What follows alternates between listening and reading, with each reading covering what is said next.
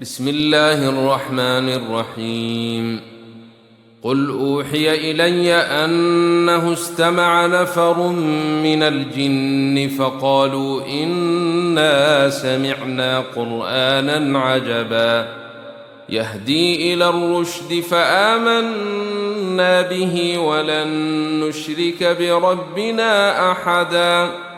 وإنه تعالى جد ربنا ما اتخذ صاحبة ولا ولدا وإنه كان يقول سفيهنا على الله شططا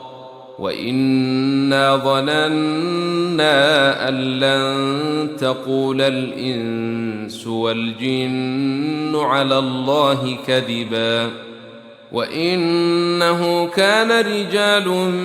من الإنس يعوذون برجال من الجن فزادوهم رهقا وإنهم ظنوا كما ظننتم أن لن يبعث الله أحدا وإنا لمسنا السماء فوجدناها ملئت حرسا شديدا وشهبا وإنا كنا نقعد منها مقاعد للسمع فمن يستمع الآن يجد له شهابا رصدا وإنا لا ندري أشر أريد بمن في الأرض أم أراد بهم ربهم رشدا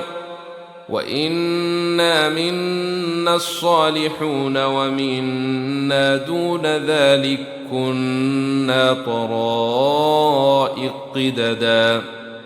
وإنا ظننا أن لن نعجز الله في الأرض ولن نعجزه هربا وإنا لما سمعنا الهدى آمنا به فمن يؤمن بربه فلا يخاف بخسا ولا رهقا وإنا منا المسلمون ومنا القاسطون فمن أسلم فأولئك تحروا رشدا وأما القاسطون فكانوا لجهنم حطبا وأن لو استقاموا على الطريقة لأسقيناهم ماء غدقا لنفتنهم فيه ومن يعرض عن ذكر ربه نسلكه عذابا صعدا وأن المساجد لله فلا تدعوا مع الله أحدا وأنه لما قام عبد الله يدعوه كادوا يكونون عليه لبدا قال إنما أدعو ربي ولا أشرك به أحدا قل إني لا أملك لكم ضرا ولا رشدا قل إني لن يجيرني من الله أحد ولن أجد من دونه ملتحدا